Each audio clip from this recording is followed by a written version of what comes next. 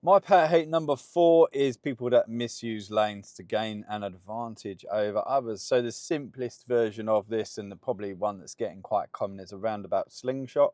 So that is where you've got traffic, of course, in the left-hand lane that is queuing for the first exit, and someone decides that they are above that and decides they don't need to queue. It goes all the way around the roundabout and attempts to take that then first exit. It is something that will very likely, if you're seen to do it, potentially get you a careless or inconsiderate driving charge. So if you head to the CPS website, I'm reading the careless or inconsiderate driving charges, and some examples that are given are misusing lanes to gain an advantage over other drivers. So again, there'll be plenty of people that don't believe this still, even though that's there.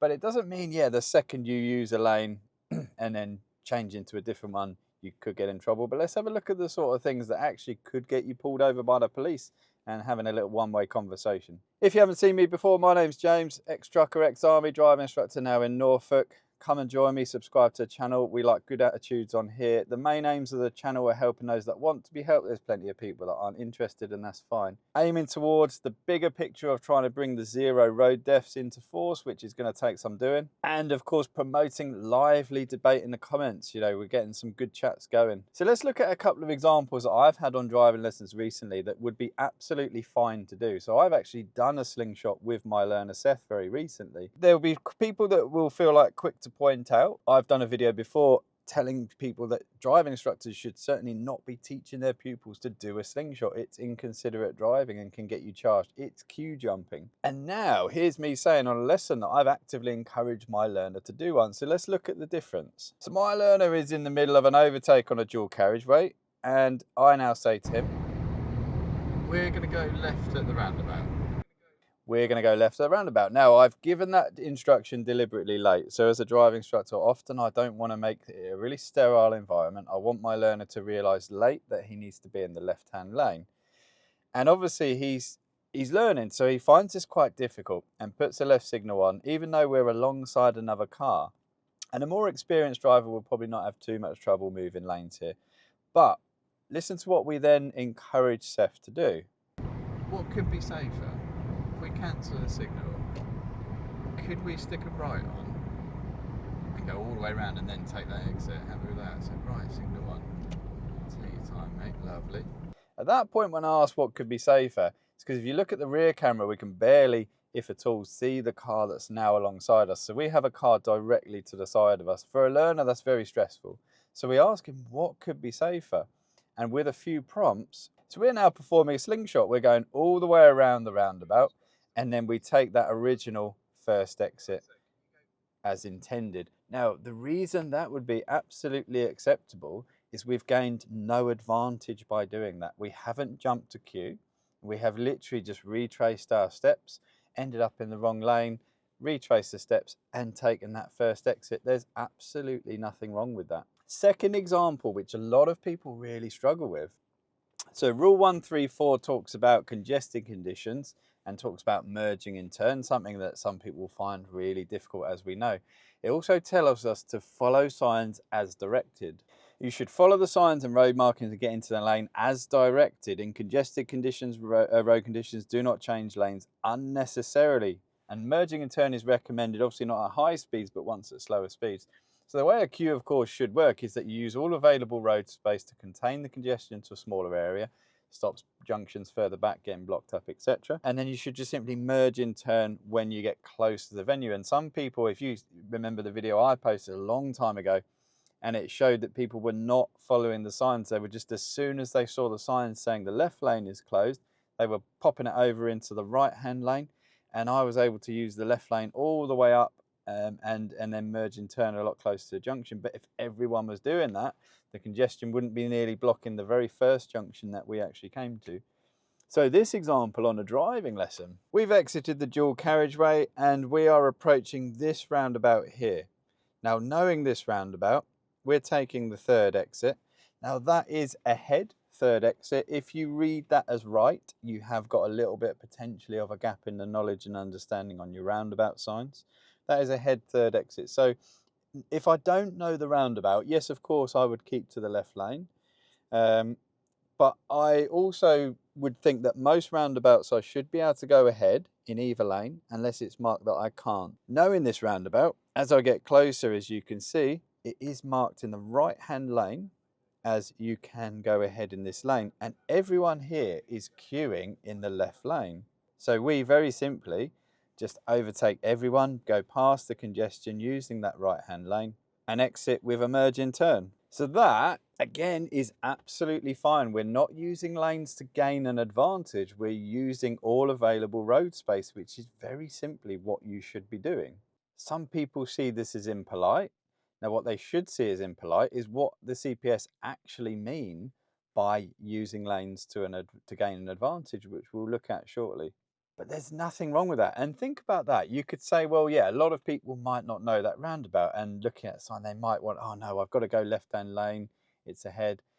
And I understand that point of view, but if you look at the time, it's 07:54 in the weekday. The majority of that traffic, that goes towards the business park in Norwich. So the majority of that traffic is going to be people that do that roundabout every single day and still don't understand these very basic rules about using available road space. So nothing we've done in either of those two clips is wrong. And if you see it as wrong, again, there's the gap in your understanding. So now I'm going to show you something that is wrong.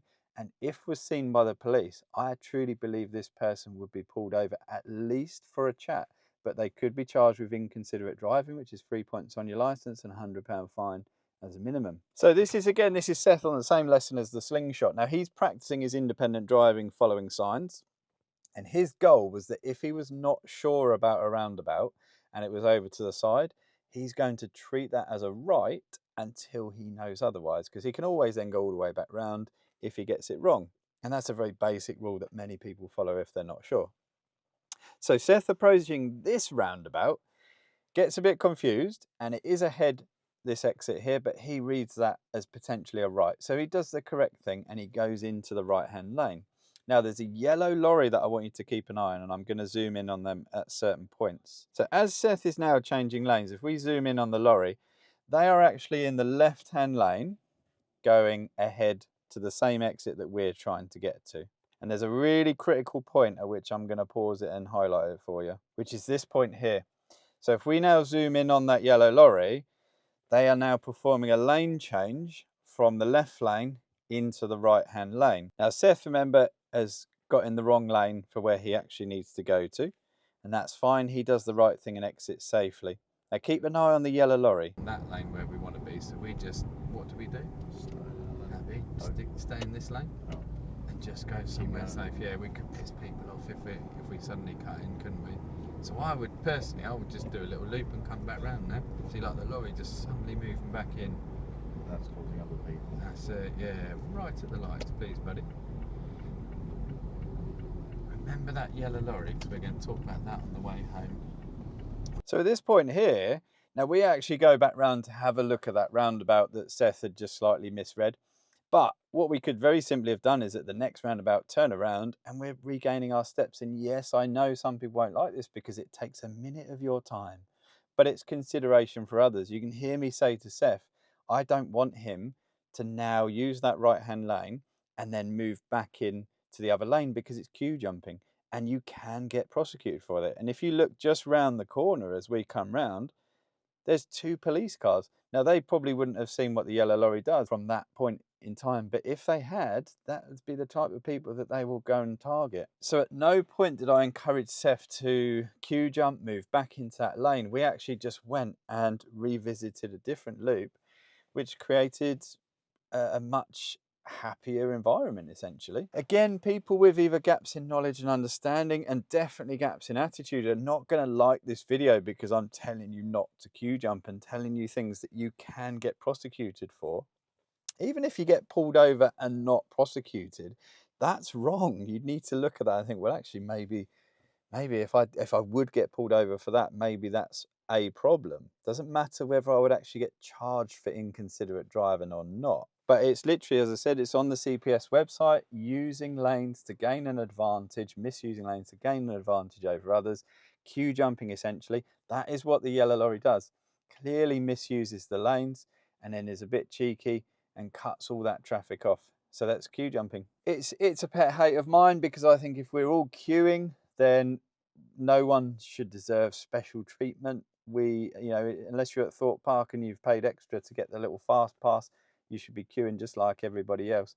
But make sure, yeah, use all available road space. Don't confuse that with queue jumping. That's what a lot of people said when I did that original video that I talked about, where I'm overtaking on the left, all that stationary traffic. A lot of people actually said they were amazed that the lane police didn't come out. Someone sees us coming and goes, "Oh no, you're not allowed to do that," and moves into our path to block. So we were waiting for a Karen to come and do that, and it never materialised, which I was quite surprised at, to be fair. Don't confuse using all available road space with misusing lanes to gain an advantage. Could save you, again, points on your licence and a nice little fine.